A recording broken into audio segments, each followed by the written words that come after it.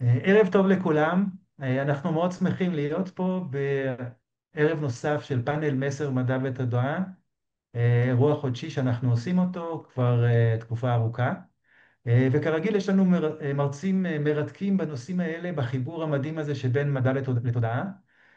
דוקטור ניר ברוש ידבר על לא ניתן לריפוי, הם טעו, כותרת מאוד פרובוקטיבית, אבל אני חושב שמתאימה מאוד לנושאים שלנו של מדע ותודעה. דוקטור תמר צפתי תדבר על מבפנים החוצה, מניהול התודעה לשינוי המציאות. ואחרון, פלג לוי ידבר על תודעה בין החוויה המדיטטיבית ללוגיקה אנליטית. ואני מסתכל על הכותרת הזאת שהיא ממש מתאימה למדע ותודעה, מחברת הלוגיקה עם המדיטציה. החיבור המיוחד שאנחנו עושים בפאנל הזה, ובעצם אני חושב שזה המדע של העתיד, החיבור הזה של המדע עם התודעה. אז מחכה לנו באמת ערב מדהים, מרתק. אנחנו נתחיל במדיטציה קצרה, אחר כך שלושת המרצים ידברו כל אחד בתורו 5 דקות 55 שניות, ייתנו הרצאה, זה הפורמט של התוכנית, ואחר כך כל אחד מהם יהיה לו 10 דקות לשאלות, ואנחנו נסיים עם מדיטציה קצרה נוספת. אז אני מתרגש לקראת הערב הזה, ואני אתחיל עם המרצה הראשון, דוקטור ניר ברוש. הוא רופא עם 19 שנות ניסיון, הוא המנהל הרפואי של TMS Method, הוא מחבר רב המכר, הכוח לרפא את הכאב, הוא מטפל באנשים מכל העולם בכאב כרוני, הוא מכשיר צוותים רפואיים ופסיכולוגיים בטיפול בכאב כרוני. אז הוא ידבר היום על לא ניתן לריפוי, הם טעו, הבמה שלך, בהצלחה. תודה רבה אלון, ותודה יעל, תודה על ההזמנה לדבר כאן, אני בהחלט מתרגש. אמ, אני רוצה להחזיר אותנו 22 שנים אחורנית, ועבדכם הנאמן, סטודנט לרפואה, מסתובב יחד עם חבורה של סטודנטים לרפואה בשנה החמישית, ונמצאים במחלקה פנימית. לוקח אותנו הפרופסור המאוד מאוד נחמד ומספר לנו על מצב רפואי חדש שמתחילים להכיר בו כמחלה, בעצם הבחנה רפואית חדשה שנקראת פיברומיאלגיה, פייברומיאלגיה, דאבת השרירים בעברית. והוא מראה לנו נקודות לחיצה, הוא מראה לנו על 18 נקודות על הגוף, מסביר לנו בדיוק איפה הנקודות, ומסביר לנו שאחד הקריטריונים לאבחן, זה הוא ממש מדגים על אחת הסטודנטיות, ככה על החלוק, מראה לנו פה זה נקודה אחת, פה זה נקודה אחת, מצביע על הנקודות, לוחץ, ואומר לנו שאחד הקריטריונים לאבחן זה אם 11 מתוך 18 הנקודות האלו כואבות, אז זה אחד הסימנים לאבחן פיברומיאלגיה, וגם מה שחשוב שיקרה זה שלא יהיו עדויות בבדיקות הדם. זאת אומרת, אין לנו שום עדות למחלה אחרת. כאב בלי אפשרות למדוד משהו בעייתי בגוף. והוא גם אומר לנו שזאת מחלה שנחשבת למשהו שאי אפשר לרפא, שלא יודעים איך לרפא אותו בתחום הרפואה. עכשיו, במחלקות אנחנו באמת רואים בעיקר נשים עם כאבים מפושטים בכל הגוף, בלי בדיקות בעייתיות, בלי שום הסבר ובלי יכולת לרפא. באתרים הכי נחשבים בעולם הרפואה, כתוב שפיברומיאלגיה זה מחלה שאנחנו לא יודעים לרפא. 10 שנים קדימה, זאת אומרת 12 שנים קדימה, 10 שנים בעבר, אני יושב בבית, בודק אימיילים, ומקבל אימייל ממטופלת לעתיד, שאומרת לי, מספרת לי שהיא אובחנה עם פריצת דיסק וגם עם פיברומיאלגיה, והיא שואלת אותי אם אני חושב שאני יכול לעזור לה. עכשיו עברו 12 שנים מאז אותה פגישה עם הפרופסור בבית חולים, ואני יודע כמה דברים חדשים. למה? כי אני עצמי ריפאתי מצב שהיה נראה כמשהו שאי אפשר לרפא אותו. סבלתי גם מכאבים, סבלתי מכאבים 10 חודשים, ובסופו של דבר השתחררתי מהכאב על ידי הבנה מאוד פשוטה, אבל מהפכנית. שמה שאנחנו מרגישים וחווים, המתחים והרגשות שלנו וסיטואציות בחיים, כל אלה יכולים ליצור כאב מאוד מאוד אמיתי בגוף שלנו. והפתרון לכאב הזה הוא לא דרך תרופות, הוא לא דרך פרוצדורות, אלא דרך הבנת קשרי הגוף והנפש. אז באותה נקודה לא ידעתי עדיין שאפשר לרפא פיברומיאלגיה, אבל הייתה לי הרגשה שהכאב שאני סבלתי ממנו 10 חודשים הוא בדיוק נוצר באותו מנגנון של פיברומיאלגיה, ואמרתי לה, אני יכול לעזור לך, בואי נתחיל עם הפריצת דיסק, והיא הגיעה, והכאבים עברו של פריצת הדיסק, ואחרי עוד כמה שבועות, גם הכאבים של הפיברומיאלגיה עברו, כי גם היא עשתה את החיבור בין הגוף לנפש. היא הצליחה לחבר בין אותם מצבים בחיים שיוצרים בתוכנו מתח מאוד מאוד מאוד גדול, מתח כזה שהוא הרבה פעמים לא מודע, אנחנו אפילו לא יכולים לדעת שהוא נמצא שם, כי הוא נוגע בדברים הכי בסיסיים שחשובים לנו בחיים. אז אותה אישה, היו לה כל מיני נושאי חיים שקשורים בזוגיות, שקשורים בלהביא ילדים לעולם, וכל המתח הזה של הניסיון בעצם להגשים את זה בחיים שלה, נבנה ונבנה ונבנה, מה שגרם למוח שלה להפוך את זה לכאב מאוד מאוד מאוד אמיתי. המצב הזה שנקרא פיברומיאלגיה דאבת השרירים, נחשב עדיין בימינו כמצב שאי אפשר לרפא אותו, למרות שאנחנו רואים עוד ועוד מקרים, עוד ועוד נשים וגברים שמאובחנים עם התסמונת ומצליחים להשתחרר ממנה. לפני 5 שנים התחלתי ללמד קורס לאנשי מקצוע, אנשי ונשות מקצוע, ואחד המשתתפים בקורס היה עובד סוציאלי שפגש אימא חד-הורית עם 3 ילדים שאובחנה עם פיברומיאלגיה והגיע לסף ייאוש. והוא סיפר איך הוא עבד עם אותה שיטה בעצם שאני עבדתי עם אותה מטפלת, אותה מטופלת, ואני בעצמי נרפאתי ממנה ואני מלמד את המטפלים, והוא סיפר איך הוא עבד איתה, ואחרי 7 מפגשים היא הייתה חופשייה לחלוטין מהסימפטומים, חזרה לחלוטין לחיים שלה. ואז הוא מספר באותה פגישה עם עוד אנשי ונשות מקצוע, עשינו זום כמו שאנחנו עושים עכשיו, הוא אומר שהיא סיפרה את זה, שאחרי 7 מפגשים היא פשוט חזרה לחיים מלאים, הוא אמר שזה הרגיש too good to be true, יותר מדי טוב מכדי להיות אמיתי. ואז דיברנו על זה שבעצם עם ההבנה של קשרי הגוף והנפש, וההבנה שדרך התודעה אפשר ליצור שינוי בגוף, זה לא too good to be true, אלא as good as it can and should be.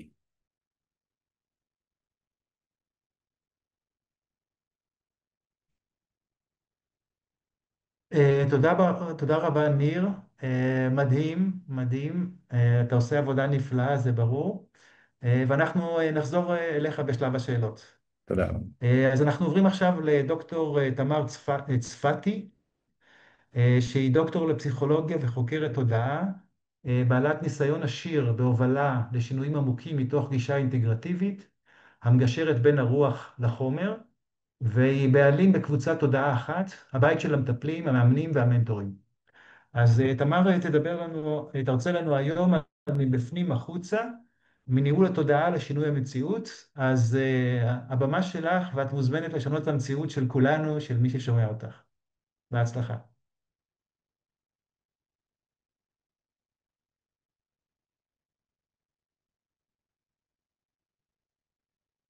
לא שומעים, לא שומעים.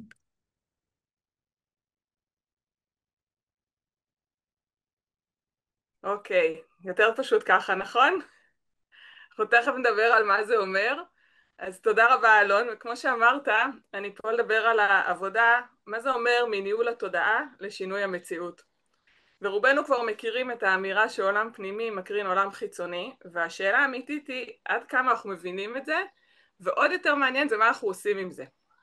אז כששמעתי את זה מנקודת המבט של הפסיכולוגית, אמרתי לעצמי, אוקיי, איך שאני מפרשת את העולם, מן הסתם משפיע עליי, ואז ההתנהגות שלי משפיעה על העולם, ודי הגיוני לי. היום אני רואה את זה בצורה הרבה יותר עמוקה. צורה שמחברת את התנועות האנרגטיות, התנועות הרוחניות בעולם, ואני אתחיל ואתן את זה בתחילת העבודה שלי כעצמאית. אני שנים רבות הייתי שכירה, הייתי בצבא, ואני זוכרת שכשהתחלתי לעבוד, ועבדתי בדרגות ניהול בחירות גם כפרילנסרית, תמיד נתתי מעל ומעבר. ובאיזשהו שלב החלטתי שאם אני כבר משקיעה ככה, אז כבר עדיף להיות עצמאית, עדיף להיות בעלת עסק, וביחד עם השותף המקסים שלי, זאב גוטמן, פתחנו את תודעה אחת, שזה באמת בית למאמנים, מטפלים, מנטורים בארץ, ואחרי שעבדנו עם הרבה מהם, זה ככה היה עוד ככה, עוד מהדרך קודם, ראינו כמה הם מרגישים לבד, כמה הם זקוקים בעצמם למעטפת, לאנרגיה של תמיכה ועבודה משותפת, ומפה הקמנו את החברה. ואני ממש זוכרת את האתגרים שלי כעצמאית בתחילת הדרך. זה היה מדהים, כי לא היה שום דבר שונה בהגדרת התפקיד מהעבר שלי. עשיתי דברים כאלה גם ברמת היזמות, הניהול, כל נושא, ובאותה נשימה היה לי ממש ממש קשה. ואני זוכרת את עצמי בתחילת הדרך אומרת לזאב, או סתם מדמיינת לעצמי, בוא נסכם רגע אבל שאני שכירה שלך. בוא נגיד את זה רק, שאני שכירה שלך. וזה היה פותר את הבעיה, זה פתאום היה נותן לי אנרגיה קדימה, זה היה נותן דרייב, ולא הצלחתי לפצח לעצמי את הסיפור.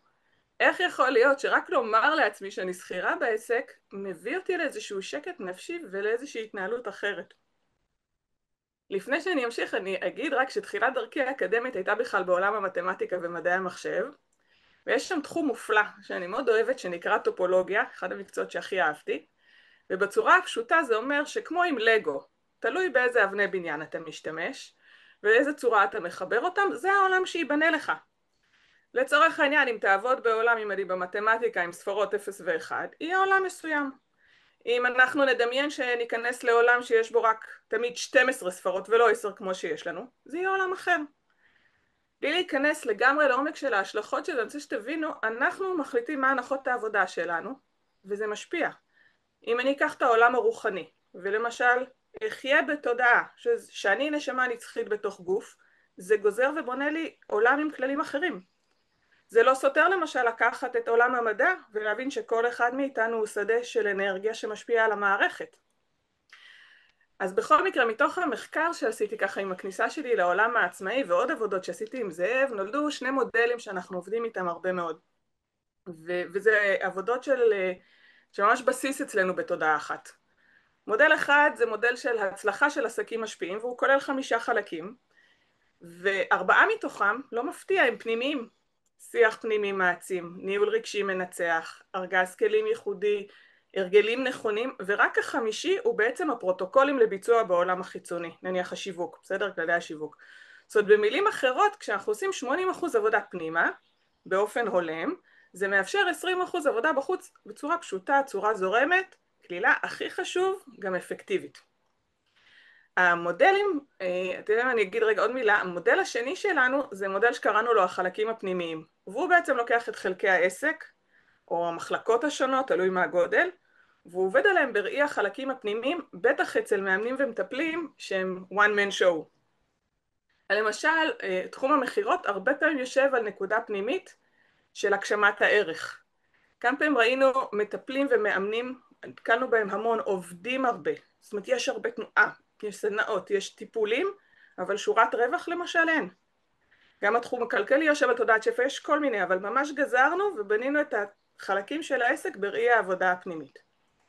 ואז השאלה הגדולה כמובן זה מה עושים עם זה, וכמו שהבטחתי ככה בהודעות, זה יהיה כאילו מה קורה במיוחד כשהתוכניות שלנו משתבשות. ואני רוצה להגיד על זה כמה דברים חשובים ואני אתן ככה כמה עקרונות. דווקא כשהפוסט לא מקבל תגובות, כשהלקוחה מבטלת, כשאני עולה להדרכה וזה נראה שאף אחד לא הולך, כשאני מתחילה הדרכה והקול שלי לא נשמע, דווקא אז אנחנו מקבלים מתנה ענקית, כי יש לנו כלים מאוד חזקים לשנות האנרגיה ולנהל מזה את הדברים במינימום מאמץ. אז אני מתחילה, אני אגיד ככה כמה עקרונות, אבל אני רואה לפי הזמן והשתיקה שלי בהתחלה שנצטרך להרחיב אחר כך, אבל העיקרון הראשון הוא שהכל משתבש לטובה. ויש אמירה נורא נחמדה ששמעתי מחבר טוב, שאומר, האדם עושה תוכניות ואלוהים צוחק, עד שהאדם ואלוהים עושים תוכניות ביחד ואז שניהם צוחקים. ואנחנו מפה נלך ונמשיך כי הזמן נגמר, יש לנו עוד כמה עקרונות חשובים, נצטרך לפרט עליהם בהמשך.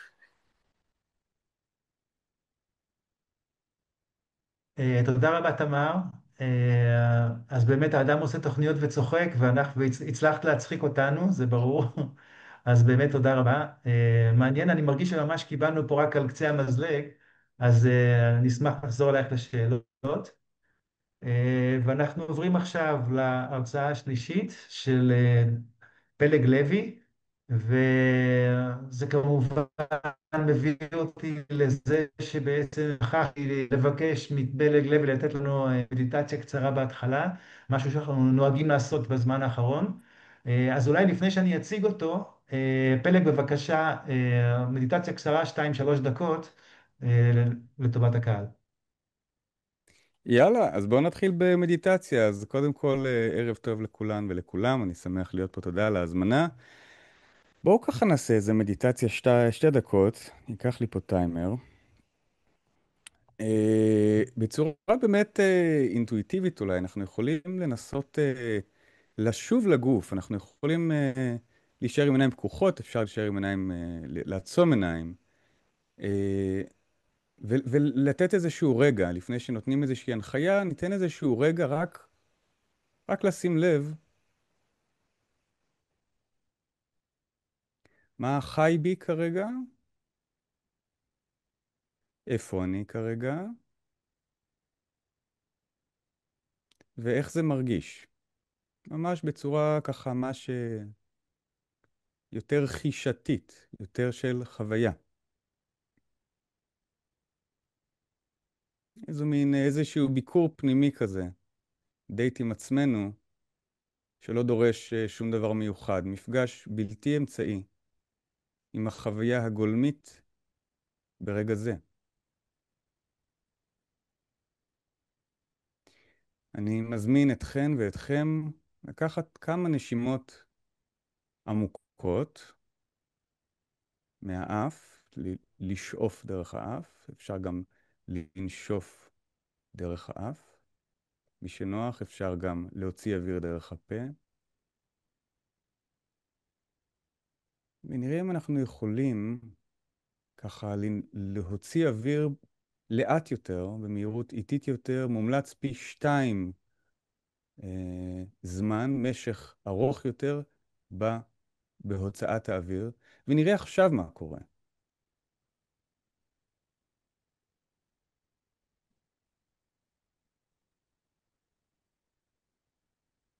מה אנחנו מרגישים? מה אנחנו חשים? היכן התודעה שלנו כרגע? היכן המיינד שלנו? איך הגוף מרגיש? רק הבדל קטן של לשים לב לנשימה, של לאסוף אותה, לאסוף את הגוף, להנכיח איזשהו משהו קטן, מזערי, ובכל זאת בואו נחווה אותו מהפרספקטיבה של נשימה אסופה. הבטן מתנפחת,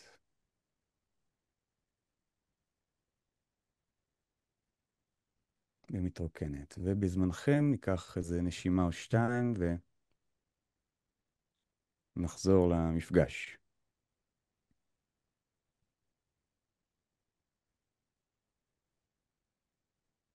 תודה רבה, פלג, על מדיטציה נחמדה, מרגיעה, שמחברת אותנו לרגע הזה. פלג לוי הוא מדריך מדיטציה מוסמך, שהולך בדרך הדהרמה, חוקר קבלה נבואית ומרצה בנושאי תודעה, דוגל ברוחניות, אחראית וביקורתית. אז אתה תספר לנו היום על בין חוויה מדיטטיבית ללוגיקה אנליטית, ואני כבר רואה את הקשר לטופולוגיה של תמר, אז אני בטוח שיש חיבורים נוספים. אז בבקשה, הבמה שלך. תודה רבה. אז מה שאני הולך להביא היום, מה שאני מבקש להביא היום, באמת אולי נמצא בשני קצוות מאוד רחוקים לכאורה אחד מהשני. האחד הוא זום אאוט אדיר, למה זה, איך אפשר לדבר על תודעה, המובן הלוגי אולי, והשני הוא זום אין, מאוד מאוד פנימי לחוויה. ולראות, מה שאני אולי אחפש במפגש שלנו היום זה נקודות של השקה. בין הזום אאוט הזה לזום אין מאוד הזה. אז אני חושב שאולי נתחיל באיזשהו דיסקליימר קטן, במובן הזה שכשניגשים לדבר על תודעה, יש איזושהי אולי אינטואיציה לגבי מה זה, אבל אנחנו יכולים לראות, אם אנחנו קצת נכנסים לתחום הזה, שאין הסכמה גורפת על המונח הזה בכלל. אין כל אסכולה, כל תחום, כל ז'אנר של מחשבה, פסיכולוגיה, קוגניציה, נוירולוגיה, אבולוציה, פיזיקה, מתמטיקה, תורת הרוח. יש מלא הגדרות והסכמות למילה הזאת. אין דרך אחת לדבר על זה, אוקיי? על הדבר הזה שנקרא תודעה. ולכן יש כאן איזשהו מסגור ודיסקליימר שלא תמיד יש עוד היכן לחפש מה הדבר הזה שנקרא תודעה אומר עבורנו ואולי מחוץ לנו. הגישה שאני רוצה להביא היום, שנראית לי המעניינת והמתגמלת, היא חזרה למסורות ולמקורות עתיקים, בייחוד מהמזרח הרחוק, סין, הודו, באופן ספציפי בודהיזם, דרמה, הפילוסופיה הבודהיסטית, ואני רוצה לראות איך אנחנו יכולים לקשור בין הגישה הבודהיסטית למחקר תודעה בין ימינו. אז בואו נעשה עוד איזושהי קפיצה ונשוב לבודהיזם ולמדיטציה ממש עוד רגע. אני רוצה להכיר או לדבר היום על איזשהו הוגה ייחודי, בן ימינו עוד חי, בשם ברנרדו קסטרופ. אוקיי? הוא אנליטיקן, איש מדע, פילוסוף, והוא מנסח בצורה מאוד מעניינת את שאלת התודעה, שאני אנסה ככה בקיצור נמרץ, תסלחו לי על הפשטנות ועל הכותרות, לנסות לומר להסביר מה הוא אומר. אז הוא קודם כל הוא מונה שיש כמה גישות לדבר הזה, כמה אסכולות, אסכולה אחת שהיא דוגלת במטריאליזם, תודעה בעצם לפי מטריאליזם מבליחה מתוך הקשרים של חומרים, נוירולוגים וכולי. זה איזושהי גישה. גישה נוספת שהוא מונה, הוא פוסל גם אותו, הוא מסביר לנו כיצד הן לא עובדות. גישה נוספת היא פן-פסיכיזם. פן-פסיכיזם זה גישה מאוד פופולרית היום, שגורסת שהתודעה היא בעצם איזושהי איכות של חומר, איכות מהותית לחומר עצמו. כלומר, לפי הגישה הזאת, הכל מכיל תודעה, הכל בעל תודעה, בין אם זה חי או צומח, בין אם זה חלקיק, בין אם זה גוף שמימי, כן? וזה בעצם העניין של חיבורים, מה הקומבינציות, מה המורכבויות השונות של החומר, שמתוכו אנחנו יכולים לזהות תודעה כתודעה אנושית. אבל לפי הגישה הזאת, גם לשולחן יש תודעה, פשוט היא לא נגישה לנו, התודעה של השולחן. קסטרופ מביא משהו אחר. הוא אומר שבמקום לחשוב שתודעה היא איכות של חומר, הוא טוען שחומר הוא איכות של תודעה. כלומר, התודעה פה היא הבסיס החדש שלו, ומכאן ליקום אין תודעה. היקום הוא בתוך תודעה, אוקיי? דימוי שהוא משתמש בו, ואני חושב שהוא מעניין, זה דימוי האגם. בתוך אגם אנחנו יכולים לראות מופעים של מערבולות, גלים, אדוות, קצף, בועות, כל הדברים האלה הם מופעים של האגם, הם לא נפרדים לאגם, אוקיי? ואנחנו אותו דבר, אנחנו מופעים של הדבר הזה, של התודעה. מה שמפריד בינינו לבין הראייה של הדברים כפי שהם, זה איזשהו גבול מנטלי, אוקיי? עצמי מסוים. זו הסיבה שאני לא יכול לגשת לתודעות שלכם, ואתם לא יכולים לגשת לתודעה שלי. אני לא יכול להרגיש אם מישהו מלטף חתול, כי יש בינינו גבול. אני לא יכול להרגיש את זה בגופי. בואו ניגע ממש בפינצטה בבודהיזם, במושג שנקרא אנטה. המושג אנטה משמעותו אין עצמי. זה מושג מאוד מעניין שאני לא יכול לפתוח אותו כרגע, אבל בקיצור נמרץ, זה אומר שאין לנו קיום עצמי משל עצמנו, כולנו התהוות אחת תלויה ומותנית. יש כל מיני תרגולים שמאפשרים לנו גישה לדבר הזה, אבל אחד הכלים, טכניקות או רעיונות שנמצאים בבסיס של אנטה, הוא הרעיון של מיסוס הגבולות. תראו איך זה מתחבר לקסטרופ. דרך מיסוס גבולות של העצמי, כן, ממש, דרך חוויה אישית. ככה אנחנו יכולים לראות את טבע הדברים, לראות את הדברים כשלעצמם, הדרמה, כן, או התודעה כשלעצמה, ולפי הגישה הזאת זה גם מאפשר לנו שחרור גדול יותר, מה שניתן לכנות התעוררות או הערה, והדרך שלנו להגיע לשם היא כמובן תרגול מיומן וארוך, זה לא איזשהו משהו כזה, אבל אם תרצו בבית או מה בתרגול, נסו לראות איך התרגול שלכם יכול לעבוד דרך הפרספקטיבה של אין אני. זו שאלה פתוחה, אני מזמין אתכם לנסות. תודה רבה. תודה רבה פלג, מעניין, מרתק. כל הנושא הזה של תודעה כמובן מאוד מאוד מעניין. אז תודה רבה לניר, תמר ופלג על הרצאות מרתקות, ואנחנו עוברים עכשיו לשלב השאלות לפי הסדר. ניר, אז נתת הרצאה באמת מעניינת על פיברומיאלגיה, כשהרופאים אומרים שלא ניתן לריפוי ובעצם אתה מצליח לרפא. קודם כל, האם השיטה שלך רלוונטית רק לפיברומיאלגיה או גם למחלות אחרות? היא רלוונטית גם לפיברומיאלגיה וגם לכאבים, במיוחד כאבים שלא עוברים בלי שיש הסבר רפואי ברור, שזה הרבה מאוד מהמצבים. 85% מכאבי הגב הכרוניים המתמשכים אין להם הסבר רפואי ברור, 67% מכאבי הצוואר הכרוניים אין להם הסבר רפואי ברור, זאת אומרת, רוב הכאבים נופלים לקטגוריה הזאת של תהליך שקורה בכלל במוח ולא ברקמות של הגוף שלנו. יש המון מדע סביב זה ב-25 שנים האחרונות שנותן גם בסיס מאוד מוצק לאמירה הזאת. איזה כיף לשמוע, אתה יודע שבן אדם שמתעסק בתודעה מדבר על אחוזים. אני כפיזיקאי, שהמספרים זה התחום החזק שלי, מאוד נהנה לשמוע את זה. בדרך כלל, הרבה פעמים מטפלים בשיטות משלימות, אומרים בעצם שבעזרת התודעה אפשר לרפא הכל. אז פה אתה מדבר על משהו שהוא ממוקד לכאבים. נכון. מה בעצם אתה עושה? מה אומרת השיטה? איך אתה מרפא אנשים? השיטה היא, קודם כל אנחנו מתחילים בעצם בשלילת מצבים רפואיים מורכבים או מסוכנים.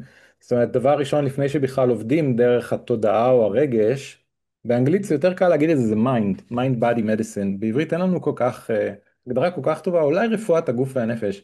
אז לפני הכל שוללים סיבות רפואיות מסוכנות, כמו גידול, כמו שבר, כמו תהליך דלקתי, נגיד אוטואימוני. שוללים את הסיבות המסוכנות, ואז יש סימנים שמראים לנו האם באמת מדובר בתהליך שלא קשור לנזק ברקמות של הגוף, אלא משהו שקורה במוח. שם נמצא מנגנון הכאב. לשיטה יש 7 שכבות, זה תהליך רב שכבתי. כל שכבה בעצם נבנית מעל השכבה הקודמת. אנחנו בתור התחלה, אני אנסה ממש לקצר את זה, כי זה תהליך שהוא, זה לנסות לחבץ תהליך שלוקח בממוצע 3 עד 6 חודשים לחבץ לכמה מילים או דקה או שתיים. אנחנו מתחילים בללמד אנשים מה זה בכלל כאב. אנשים שיש להם כאבים לא יודעים איך הם נוצרים בגוף. בלי הידע הזה זה כמו לנסות ללכת כשהעיניים שלנו קשורות ולמצוא את הדרך. כי אנחנו לא רואים. ברגע שאנחנו רואים מה זה כאב ומבינים מה זה כאב, אנחנו מבינים שיש לנו גם כוח ויכולת לשנות את המנגנון, כי הוא נמצא בתוכנו. מנגנון הכאב נמצא בתוכנו, במוח. אחרי שלימדנו את הידע, עם ידע חדש בא שינוי פרדיגמה, בא שינוי תפיסה, אנחנו צריכים לעדכן את המחשבות שלנו, אפרופו מה שתמר אמרה. אז עדכון חשיבה זה השלב הבא, זה שינוי החשיבה, כי יש לנו ידע חדש. השלב הבא, אני מאוד מקצר, השלב הבא זה להסתכל על הרגשות שלנו כחלק ממנגנון הכאב, כחלק ממה שיוצר כאבים. זה ידוע ברפואה, זה ידוע בעולם הטיפול, יש לנו את המודל הביו-פסיכו-סוציאלי לכאב. רגש, פסיכו, זה שליש מהתמונה, וכמעט אף אחד לא מתייחס לזה. אז אנחנו מתייחסים לזה, ולא רק זה שאנחנו מתייחסים לרגש, אנחנו מתייחסים לרגשות הנכונים. בעיקר כאבים, בעיקר פחדים, סליחה, שקשורים לכאב. פחד מעורר כאב אמיתי, גופני, מנציח כאב אמיתי, גופני. אנחנו רוצים לזהות את הפחדים האלה, ללמד את המטופלים לזהות את הפחדים הנכונים ולשחרר אותם. איך עושים את זה? טכניקות פשוטות לעיבוד רגשי, עברור רגשות, בין השאר מדיטציות מודרכות. לא רק אבל, תהליכי עיבוד רגשי פשוטים מאוד, כמו כתיבה, כמו זיהוי רגשות, שיום רגשות. השכבה הבאה זה לשחרר התניות. כי אם המוח שלנו יוצר כאבים, בהרבה מאוד מקרים כרוניים, אז זה לא הישיבה נגיד שגורמת לכאב או ההרמה, זה המוח שחושב שיש שם סכנה או בעיה. אז את הקשר הזה אנחנו רוצים לנתק.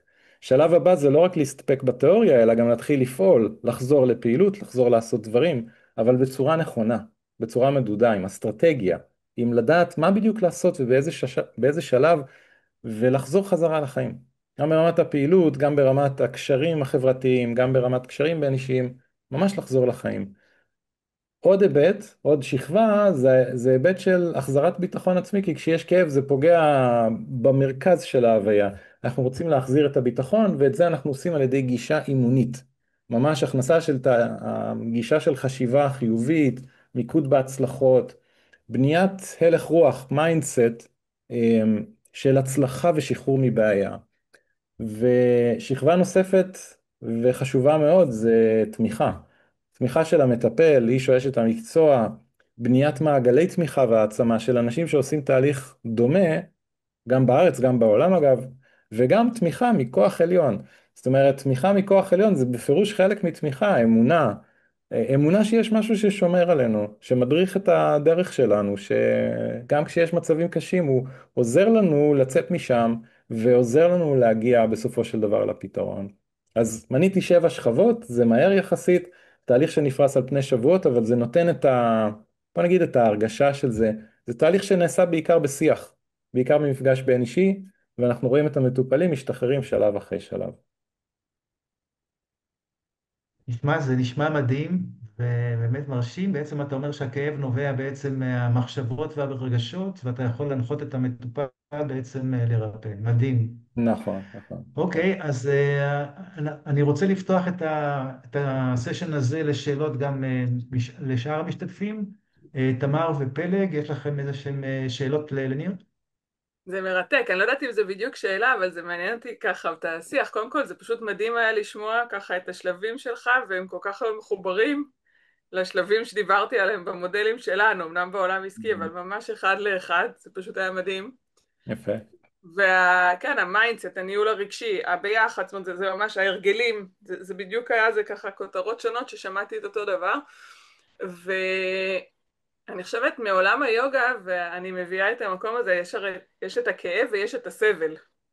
ובדיוק מה שאתה מדבר עליו, שזה הפחד או כל החוויה הזאת של הסבל, שהיא הרבה, היא מה שנקרא, היא החץ הכואב באמת. יש אומרים שיש שני חיצים, יש את החץ הראשון זה הכאב, והחץ השני זה הסבל. ובאמת ברגע שאנחנו מצליחים לשחרר את הבן אדם מזה, מהפחד או ממה שיושב שם בבסיס, אפשר לעשות המון עבודה. אז היה מרתק לשמוע ככה את הטכניקה.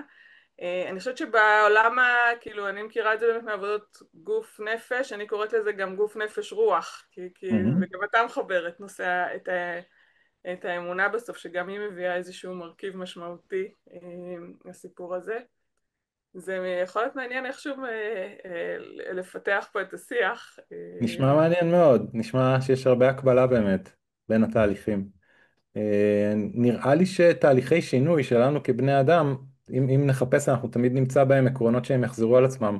לא משנה לאן אנחנו מכוונים את הזרקור, אז זה נמצא שם. אז זה מאוד מאוד מעניין לדבר על זה עוד.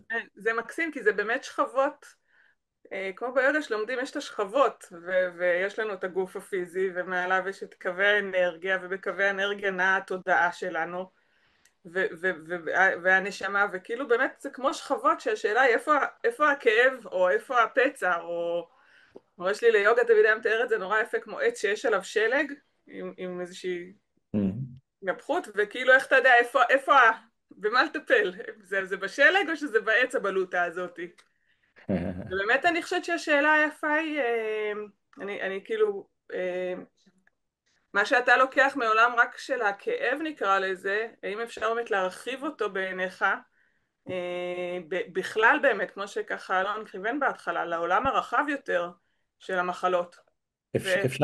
אפשר לעשות את זה בהחלט, והאמת היא שכאב זה באמת הפוקוס הראשי, אבל זה עובד גם לחרדות, זה עובד גם לדיכאון, זה עובד גם לבעיות במעיים, נגיד מי רגיז, רגיש, תהליכים שהקשר גוף נפש ביניהם הוא קשר מובהק, או תהליכים של הקשר גוף נפש יש, בוא נגיד, מרכיב משמעותי, גם אפילו כשיש הבחנה מאובחנת, כשלוקחים את הטיפול הרפואי או הטיפול הטבעי, כי הרי גם טיפולים טבעיים הם עוזרים הרבה פעמים, אבל יש מרכיב נפשי, מנטלי, רגשי, אז אפשר לעזור משמעותית. אולי לא לרפא עד הסוף, כי המרכיב הגופני עדיין צריך לקחת בחשבון מזווית אחרת, אבל אפשר גם מצבים כאלה לשפר דרמטית ולהיטיב, לעשות שינוי אמיתי, כן.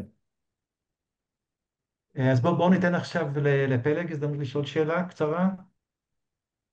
תודה, ניר, על ההרצאה הבאמת מעניינת ועל מה שאתה עושה, זה באמת מרתק. אני חושב שאולי השאלה הקצרה ביותר שאני יכול להעלות על הדעת היא, אילו עוד רגשות מצאתם שקשורים לכאב? אז שאלה מצוינת, הפחד זה בעצם 7 פחדים שונים, עשיתי איזשהו סקר בין מטופלים ואחרי זה סיווגתי את התשובות, מה הרגש שהכי מטריד אתכם, אז זה 7 סוגים של פחדים, שאני לא אשתחרר מזה, איך הגוף שלי, אולי העתיד שלי יהיה כזה, רק שהפחד לא יבוא עוד פעם, ספק זה לא בדיוק זה לא בדיוק רגש, אבל זה מין הלך רוח, נכון? אז גם ספקות זה דבר מאוד מאוד חשוב, ומתחת לזה יש עוד שכבה של רגשות יותר עמוקים. טראומות עבר, טראומות שבכלל עברנו בחיים. גם זה חשוב, אבל לא בתור הדבר הראשון שמשחרר את רוב האנשים מרוב הכאב. מרתק. תודה. כן. תודה על השאלות, זה ממש מעניין לדבר על זה ככה.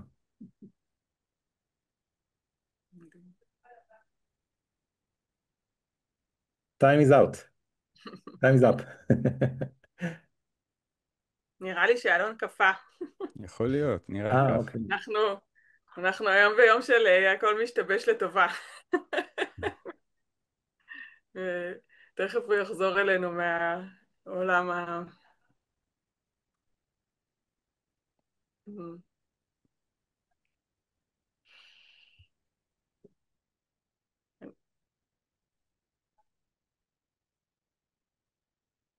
טוב, זה נראה שבינתיים נעלם, אז אתם רוצים תודה. לשאול אותי בינתיים? הנה, הוא חזר אלינו. חזר. שומעים אותי? כנראה נותקתי. כן, כן, כן. כן. הנה אתה כן, פה. אוקיי, אז אני חזרתי. אוקיי, אז השאלה הייתה, דיברת על קבוצת הודעה אחת, בעצם הגעתם פה קבוצה של מטפלים. רציתי לשאול כמה מטפלים יש בקבוצה, אז מן הסתם כמות גדולה, אבל זה מעניין לדעת.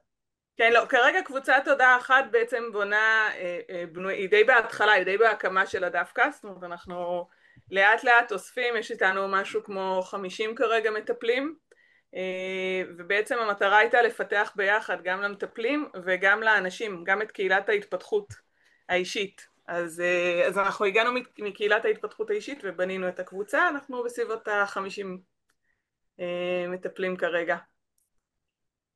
כן, יפה, שיהיה הרבה הצלחה. הזכרת פה משפט מאוד מעניין שאמרת, אני נשמה נצחית בתוך גוף. אז האמת היא שזה משהו שגם אני מאמין בו, אבל מאיפה נובע המשפט הזה? מה את יכולה להגיד לאנשים שאולי לא מכירים אותו ומסתקרנים לשמוע מאיפה, איך השגת את זה? קודם כל השגתי את זה מתרגול רוחני ארוך שנים. לא, אתה יודע מה, לא כל כך ארוך שנים. אני חושבת שאחד מהעקרונות שלי, אפרופו משחק עם התודעה, זה הרצון שלי להיפתח ולהבין שככל שאני מסגלת יותר תודעות, אני מתרחבת. ואתה יודע, יש הרבה אנשים, יש לי חברה שכל הזמן אומרת, קל לדתיים, כי הם מאמינים, קל להם. אז אני אומרת לה, אז תאמיני, כאילו, אם זה מה שעושה את החיים קלים, אז תאמיני. ואני חושבת שהמקום הזה של להתרחב ולשחק עם זה, בסדר?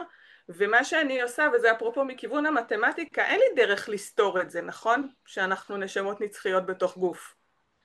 אז בוא נשחק רגע כאילו שזה ככה, ונבין מה זה אומר. ונראה מה זה גוזר, ואיך זה, אני בכלל, אחד מהעקרונות שלי, כמו שאתה דיברת על היקום כסרט, אני נורא מאמינה בזה, אני אומרת עוד יותר, אני חיה בתודעה של משחק, וזה עיקרון נורא חשוב, בטח בניהול עסקים, בכלל בחיים בעיניי, תבחר אם זה מונופול או שש-בש, מה שעובד לך טוב יותר, אבל כל משחק כזה יש סיבוב, ואחרי הסיבוב יש עוד סיבוב ועוד סיבוב, ואם אתה עובר בדרך צלחה אתה מקבל 200 ש"ח גם, וברצינות החיים בתודעה הזאת מאפשרים לי בעצם כל סיבוב לצאת חכמה יותר, לדעת שכל סיבוב הוא חדש, אפרופו פחדים, שיקרו בו דברים אחרים, הסיבוב לא קורה אותו דבר אף פעם, והדבר היחיד שאני לומדת קצת יותר את החוקים, את ההתנהלות, וכמה שאני בוחרת לסגל, ואני אומרת לך, שיחקתי עם התודעה הזאת, כמו שאתה אומר, מה זה אומר? לא יודעת מה זה אומר לך, מה זה אומר לי? מה זה אומר שאני הוויה נצחית בתוך גוף? מה זה אומר אולי בכלל שכמו שהמחזוריות של השנה אנחנו רואים את היקום ויש מחזוריות של היקום. עכשיו אפשר להגיד וואי זה תיאוריה מופרכת, אבל אני אומרת עזבו רגע אם התיאוריה מופרכת או לא. מה זה אומר? איך זה גורם לי לחיות? אני אתן עוד איזושהי דוגמה נורא פשוטה, אני החלטתי באיזה יום, אמרתי את זה במקום של צחוק, שאני הולכת לחיות עד גיל 250.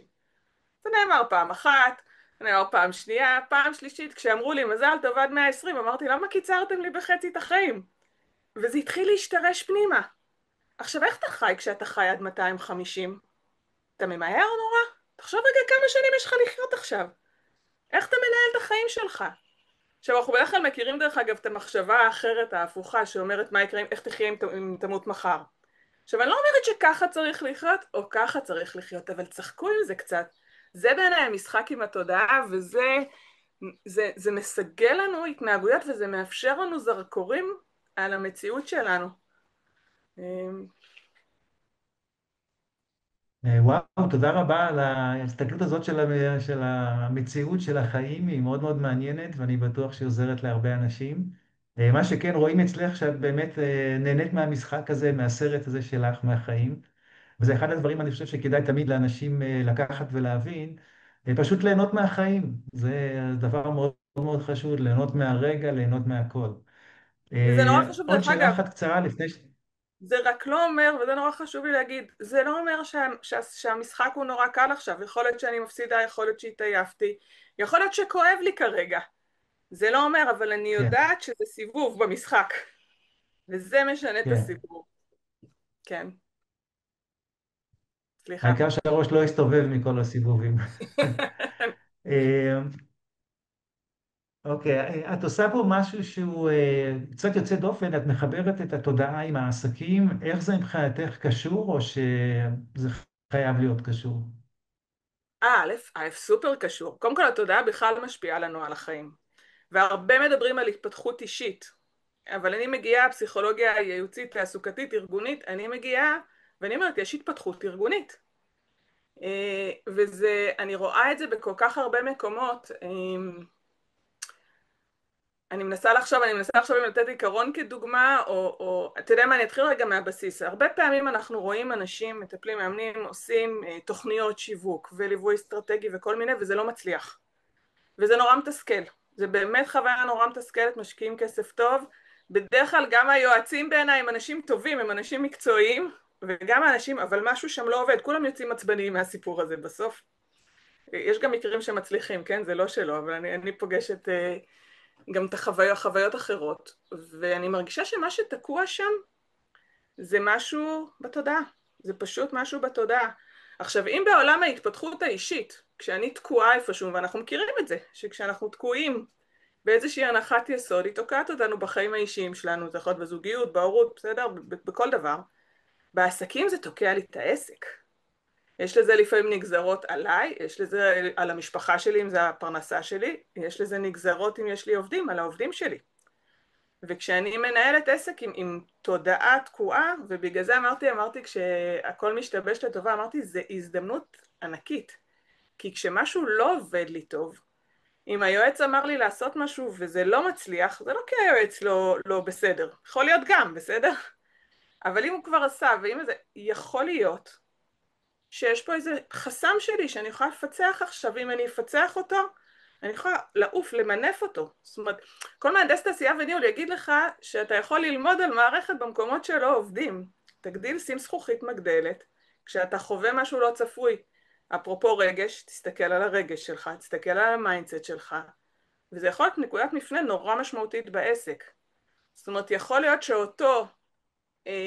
יכול להיות למשל, שאותו יועץ שיווקי לצורך העניין, לא עובד בקצב שמתאים לך. כשאנחנו נמצאים בקצב שלא מתאים לנו, אנחנו מרגישים את זה בגוף. אפרופו כאב בעיניי, זה הזמנה לשינוי, לתנועה.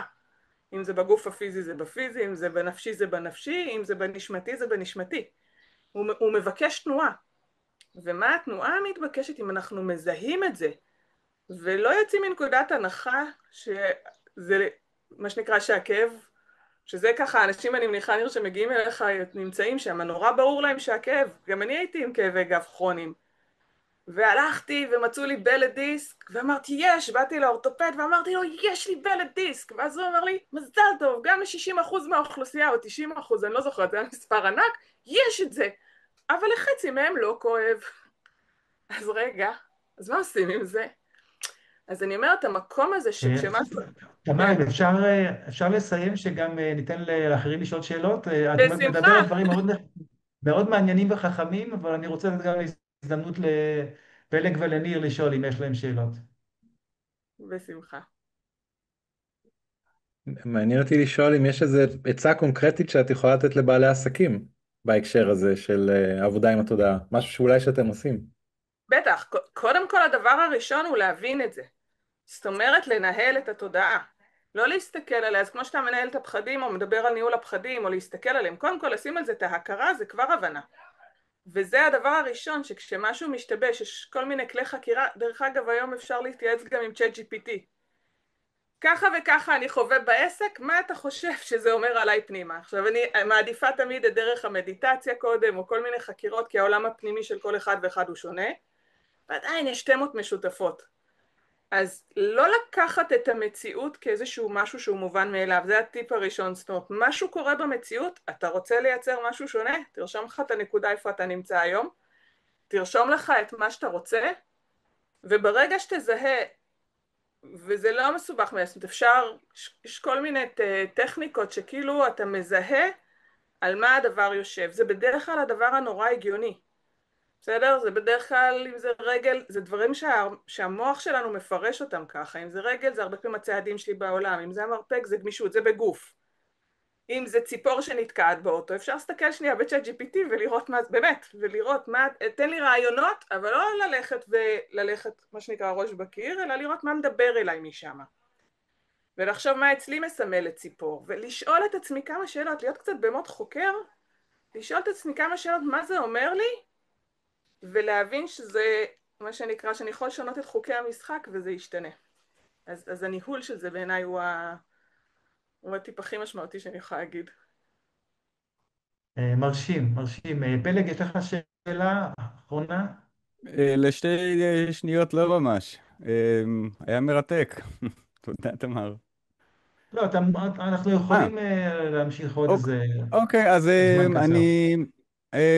שאלה קצרה, כן, אני כאילו שומע אותך ואת מציגה באמת את הדבר הזה שהכלים, המודלים שאת מציעה או מזמינה אותנו להשתמש בהם, באמת נשענים במרביתם על הפנימיות, נכון? ניסחת את זה ככה, נכון? יש לי שאלה שהיא כאילו אולי קצת פסיכולוגית. כשאנחנו נמצאים ב-state of mind כזה, שזה בעצם אנחנו, האם יש איזושהי עצה או איזושהי דרך שבה את מציעה לאנשים שנופלים לתוך האשמה? אשמה והאשמה, שאני לא, האם זה אני, אז אני לא בסדר. ואז אני בכלל בלופ אחר. מה את מה היית אומרת על זה, נגיד, אם אני פתאום נמצא בכזה מרחב? אז אני אתחיל קודם כל אשמה זה אחד הרטטים הכי דביקים, איכסים, לא משרתים בעיניי, ומה שנקרא, וגם להם יש מקום בעולם. ואני חושבת דרך אגב שהתקופה האחרונה מאוד מאוד מציפה, זה אחד אני קוראת לזה אבק מתנער מהאנשים הכי משמעותי. הילד שלי כבר יודע ומדקלם, אמא, זה לא אשמתי, אני מבין שזאת אחריותי. קודם כל כבר השינוי הזה, בסדר? אין פה אשמה, זה עיניים טובות קצת, זה יכול להגיע ממקום של חמלה לראות את זה. זה קודם כל להבין, אין כזה דבר אשמה, אנחנו יצורים שפועלים, אנחנו יכולים לעשות טעויות, הכל בסדר, שאלה אם אנחנו עושים בסיבוב הבא שלנו. זה אשמתי שעכשיו בשש מה שנקרא הפסעתי, יכול להיות שפספסתי ולא הייתי מאוד מרוכזת, יכול להיות, זה אשמה? זה לדרך שאתה מתנהל, יש השלכות, אבל זה רחוק מלהיות אשמה, וכמה שיותר נמגר את המילה הזאת כתפיסה במהות העמוקה שלה, אני חושבת, ירווח לכולנו. חשוב מאוד בעיניי, כן. הערה טובה, תודה. תודה. תודה רבה, באמת מאוד מעניין, למדתי הרבה. ואנחנו עוברים עכשיו לקטע של השאלות לפלג. מאוד אהבתי את ההרצאה שלך, כמו גם ההרצאות האחרות. שאלה ראשונה שרציתי לשאול, בעצם אתה דיברת פה על קסטרופ, אבל בעצם לא אמרת מה דעתך. אז מה דעתך לגבי התודעה? האם אתה מסכים עם קסטרופ? אני חושב כלומר, אני אתן איזשהו ציטוט שאני מאוד אוהב ככל שמדברים על גילויים בשדה של תודעה. אני חושב שככל שהידע, כן, וככל שאנחנו מרחיבים את גבולות הידע שלנו, כך בורותנו גדלה. כלומר, זה בא ביחד. ככל שאני יודע משהו, כך השאלות שלי לגבי הדבר הזה גדלות. אז אני חושב שקסטרופ כרגע, עבורי לצורך העניין, אבל לא רק, הוא איזשהו מייצג של משהו שאני חושב שבא בהלימה עם המון תורות ששרדו אלפי שנים. אני חושב שתורות ששרדו אלפי שנים זה לא בכדי. תורות אינטרוספקטיביות, כן, של התבוננות. וזה שהוא מגיע לזה בכלים אנליטיים ולוגיים, זה רק נקודות לזכותו. אני חושב שזה נכון, אני חושב שהאופן שבו הוא מציג את הדברים הוא נכון, לדעתי, ולא רק, אבל לדעתי המודל שהוא מציע, התיאוריה שהוא מציע, הזווית שהוא מציע, הוא קורא לה אידיאליזם, אפשר לחפש, יש מלא ביוטיוב, באינטרנט, בספרים שלו. היא הכי קולעת, לדעתי, הניסוח המדויק ביותר שאני קראתי למהי תודעה ואיך היא פועלת. אז אני בצד שלו. כן, בעצם התפיסה שהוא מדבר עליה היא קרובה, או אולי אפילו זהה בעצם למה שאני מכיר לפחות מהמורה הרוחני הראשון שלי, שהוא מדבר על האדווייתא או אי שניות או נון דואליטי. אתה מכיר את התפיסה הזאת? אתה יכול לחבר אותה, להקביל אותה? יש הבדלים, דמיון בשיטה של קסטו? האי שניות, כן, אי שניות והאדווייתא וכל הדבר הזה, זה בעצם אלו מסורות מאוד מאוד מאוד עתיקות. זה אפילו, יש שאמרו אפילו לפני הבודהיזם, זה הינדואיזם, דברים שבאו לפני כן וקצת תורגמו, לפעמים זה מתורגם קצת עקום פה במערב, כמו שהרבה דברים מתורגמים קצת עקום, אנחנו שוכחים כאילו את המסורת שזה הגיע מתוכה.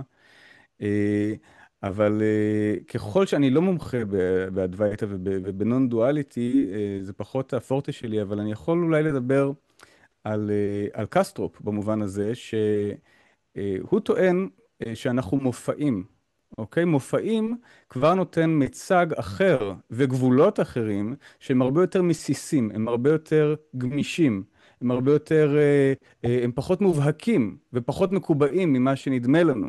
ברגע שאנחנו מצליחים לתפוס את זה, ברגע שאנחנו מצליחים לחוות את זה, זה יכול להיות במסורות אישניות של אדווייתא, זה יכול להיות במסורות אישניות מאוחרות יותר, של הסינים או של הזן או משהו כזה, שתופסים את הרגע, את החוויה של הקוליות, כן? החוויה האוקיינית, שאני לא חלק מהכל, אני לא הכל, אלא אין כבר יחסים של אובייקט וסובייקט. ברגע שאין יחסים של אובייקט וסובייקט, אז אפשר לשאול מי הוא המתבונן ובמה. אין אני ועולם. הגבולות האלה מתמוססים לחלוטין, ויש איזושהי חוויה גורפת, שהיא אחדות, כן? אני לא יכול, זה דברים שהשפה לא יכולה לתאר, משום שהשפה היא דואלית. אז אין לי שום דרך לבטא את זה בשפה, זה משהו שמוכרחים לחוות אותו כחוויה לא שפתית, ככל שאני יכול לדווח. אבל קסטרו בהחלט מדבר על הדבר הזה, פשוט במושגים לחלוטין אנליטיים. התודעה היא הבסיס, מה שהיא לא תהיה, ובתוכו המופעים לובשים צורות שונות. כל דבר שאנחנו יכולים לדבר עליו כדבר, כעצם, כבעל חיים, כישות, זה לא משנה, היא מופע, אוקיי? מופע שהבליח מתוך הדבר הזה, וישוב לדבר הזה. אז אני חושב שככה בקיצור נמרץ, אולי זה מה שאני יכול לדבר על הצומת הזו בין המסורת לקסטרופ. יפה. האם חווית את החוויות האלה שאתה מדבר עליהן? זו שאלה מעולה, ואני רוצה לענות עליה בצורה מדורגת. ככה, קודם כל, הרבה פעמים שחווים את החוויה שלי לא יודעים ממנה. משום שזה נראה כאילו אמור לקרות איזה משהו יוצא מגדר הרגיל, איזשהו משהו מדהים. זה גם לובש צורות כאלו. אפשר לחוות את זה לא רק במדיטציה, יש כל מיני, כן, פעילויות אחרות שאנשים עושים שאפשר בהחלט לחוות את זה ככה. רוחניות וכימיות שמביאות לחוויה הזאת, אבל חשוב מזה, אני חושב, היא שיש ספקטרום לחוויה הזאת. זו לא חוויה בינארית, כן או לא, עצמי או מאוחד. יש ספקטרום רחב מאוד ואדיר, יש מחקרים אדירים על כמה עצמי אני חש, כמה חלקי אני חש, האם התודעה שלי מחולקת, האם היא מאוחדת, האם היא חלק פה, חלק שם, האם אני מרגיש התרחבות, האם אני מרגיש התמוססות, כלומר יש כל כך הרבה ניואנסים לדבר הזה, שזה באמת לא כל כך משנה אם אני חוויתי אחדות קוסמית או משהו כזה גדול, אלא שטעמתי אפילו, וזה יכול להיות בלי חוויה מדיטטיבית, זה יכול להיות אפילו באמצעות דמיון מודרך, או אפילו לשבת מול הגלים ופתאום קורה משהו. ואני חווה איזשהו משהו שבו אני חלק מדבר גדול יותר. בדרך כלל אין לי שם לזה, אבל זה משהו שתופסים אותו בגוף, ולדעתי הוא הרבה יותר נפוץ ממה שאנחנו חושבים. אני חושב שאולי אחד המפתחות שיכולים להביא אותנו לדבר הזה, היא באמת לראות איך אנחנו יכולים להשקיט את כל המפטפט הזה שבראש, שהוא בדרך כלל אחראי, בין היתר, לגבולות המנטליים שלנו, בינינו לבין היש, לבין התודעה, לבין היקום, איך שנרצה לקרוא, האלוהות, כל אחד והשמות שיגיע מהבית. אבל זה בדרך כלל המפטפט הזה שבראש, שעוצר בעדנו מלחוות את הדבר הזה. אז התשובה היא כן. אוקיי, תודה, מעניין. אני רק אציין שהמורה הרוחני הראשון שלי, בעצם גם אחרים, מדברים על זה שבעצם לא צריך לתפוס, צריך בעצם לעזוב את לשמוט, ההיאחזות באגו בעצמי. לשמוט לגמרי. אוקיי, בואו ניתן הזדמנות גם לתמר ולניר לשאול שאלות, אבל אם אפשר קצרות, נסתכל לעמוד בזמנים.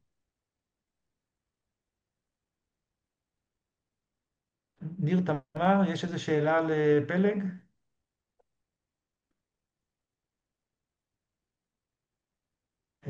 אם אין שום שאלה זה גם בסדר, אז אולי אני אשאל עוד שאלה אחת. אני קצת יש, ניר, פספסתי, הנה, רגע, ניר ניר, יש שאלה? לו. יש שאלה. בבקשה. דיברת מקודם, פלג, קודם כל תודה רבה, זה מאוד מאוד מעניין, וגם מרחיב לדעת על הוגי הדעות שמדברים בצורה כזאת. דיברת מקודם על אין עצמי, נכון? החוויה במדיטציה. האם מדובר על אין עצמי, או אין עצמי שהוא נפרד? זו אחת השאלות. תשמע, ככל שנכנסים לדבר הזה, רואים שכל הוגה, נזירה, לא משנה מה, שתפסו תשובה, סללו מסורת משל עצמם. ואז אתה רואה מהמסורות שקל, העצמי הזה הוא כזה, העצמי הזה הוא קצת נפרד, יותר נפרד. בעצם אני לא יכול לענות, אבל אני יכול להגיד שכהכללה מאוד מאוד גסה, העצמי, בתפיסה של האנטה שהבאתי היום, היא עצמי שהוא בר חלוף, בר שינוי, גמיש, משתנה, שהגבולות שלו, אנחנו בעצם כרגע באיזשהו, נקרא לזה תפקיד, נקרא לזה איזושהי משהו שאנחנו, הוא ישתנה. כמו שגל, אתה יכול לשאול, האם גל שעולה באוקיינוס הוא דבר מובחן, או שהוא גם, אז זה תמיד ראייה שהיא גם וגם, זה לא או-או, זה גם וגם. הגל הוא גל, והוא תופעה של האוקיינוס. אנחנו יכולים לתפוס אותו כגל, אבל בעת ובעונה אחת הוא גם האוקיינוס. כלומר, אין לו עצמיות, אבל יש לו עצמיות. אחרת לא היינו יכולים לומר גל. אז יש עצמי, אבל גם אין עצמי. לחלוטין, ללא גבול. כלומר, אין עצמי, אין דבר כזה, אבל באותה נשימה יש. כלומר, זו ראייה כזאת. ואפשר לסגל את זה במדיטציה, אגב, זה משהו שאפשר לסגל אותו, זה לא משהו שאני מתעורר אליו פתאום, זה משהו שאני יכול לטפח. אני ממש יכול לטפח את ההשקפה הזאת. אני יכול לטפח אורח חיים כזה, למעשה. ואז דברים פוגעים בי, אני פחות נאחז. אגב, כאב, אגב, כן, רגשות, אני פחות נאחז בדברים, כי העצמי שלי הרבה פחות קשיח ועיקש אל מול אתגרי החיים, כי אני לא, למה שאני אקח אישית? זה האוקיינוס, חווה כל מיני דברים, ואני יודע לנווט בתוך הדבר הזה, מאשר להתנגד לדבר הזה. זה ממש לקצה המזלג, אני לא יודע אם זה ענה על השאלה. בהחלט. זה מקסים, זה גם ענה על השאלה שלי. כי רציתי לשאול איך זה משתמש בזה כשזה ברגעים מאתגרים, ונתת את התשובה גם. יש. תודה רבה, מאוד אהבתי את התשובה שלך.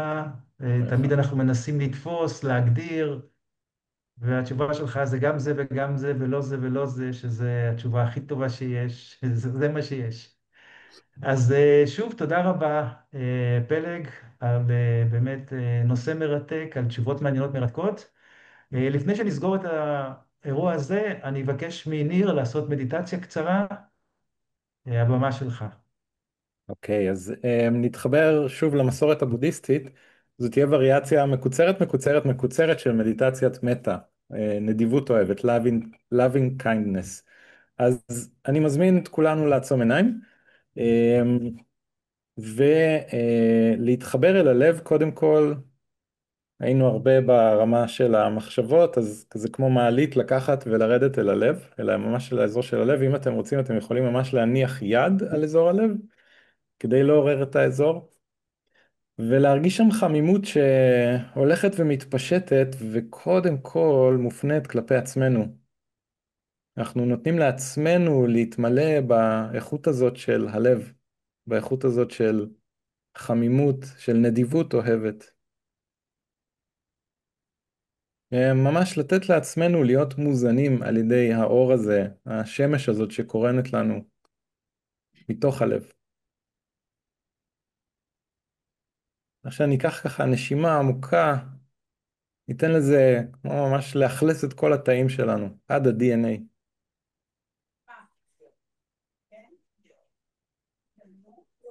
ואת אותה חמימות של הלב, נחשוב עכשיו על מישהו או מישהי שאנחנו אוהבים מאוד מאוד, יקרים לליבנו. זה יכול להיות מישהו שהפגין כלפינו אהבה נדיבה ללא תנאי, יכול להיות מורה או מורה, הורה, אח או אחות, אנשים ממש ממש קרובים ואוהבים, ואת אותה חמימות של הלב נכוון עכשיו אליהם.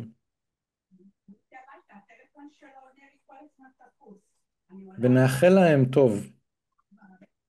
זה יכול להיות בכל מיני מילים שאתם אומרים, פשוט לאחל טוב לאותו אדם שאנחנו חושבים עליו. ונרפרף ונעבור, ואת אותו טוב שאנחנו מאחלים כעת לאדם הקרוב והאהוב, נאחל למישהו ניטרלי לחלוטין, מישהו שחלפנו על פניו או על פניה היום. זה יכול להיות אדם אקראי, זה יכול להיות מישהו שהוא נותן שירות, זה יכול להיות מישהו שפשוט עבר לידינו ברחוב, מישהו שאנחנו לא בהכרח מכירים והוא ניטרלי עבורנו, ונאחל את אותו טוב גם לאותו אדם. נשמור על החמימות הזאת של הלב שמכוונת כלפיו או כלפיה. ונאחל לו דברים טובים, ממש אפשר להשתמש בדיבור פנימי. אני מאחל לאותו אדם שיהיה בריא, מאושר, שמח, בטוח, דברים מהסוג הזה. ועכשיו נרחיב את הלב שלנו אפילו למישהו או מישהי שאנחנו פחות מחבבים או פחות אוהבים. זה יכול להיות מישהו ספציפי מהחיים שלנו, זה יכול להיות דמות ציבורית, לא משנה. מישהו שאנחנו מרגישים סוג של רתיעה או אפילו רגשות קצת שליליים ביחס אליו או אליה. ואת אותם הדברים נאחל גם לו או לה. נאחל טוב, נאחל דברים מיטיבים לאותו אדם שאנחנו פחות מחבבים.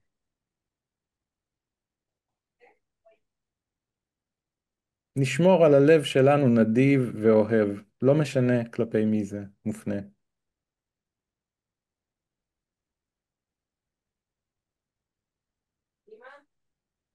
וניתן עכשיו ללב להתרחב ולאחל את הטוב הזה לאנשים שסביבנו, שלידינו, באותו בית,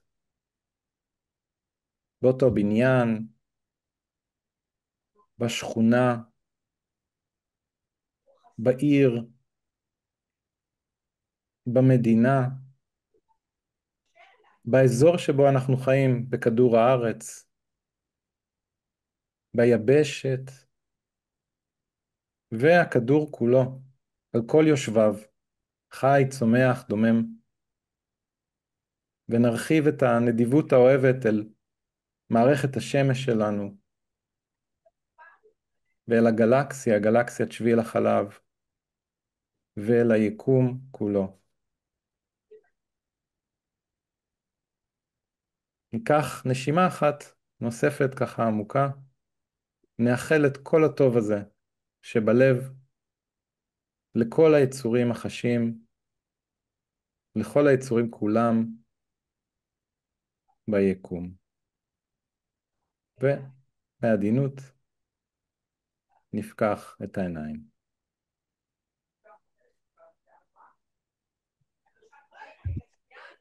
וואו, תודה רבה. דרך נהדרת לסיים את האירוע הזה עם הרבה אור ואהבה לאנשים האהובים עלינו, ובעצם גם לכולם, לכל היקום.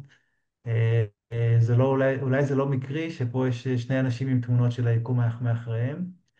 אז תודה רבה לניר, תמר ופלג על הרצאות מרתקות, על הרבה ידע והרבה אור ואהבה שהבאתם לתוכנית.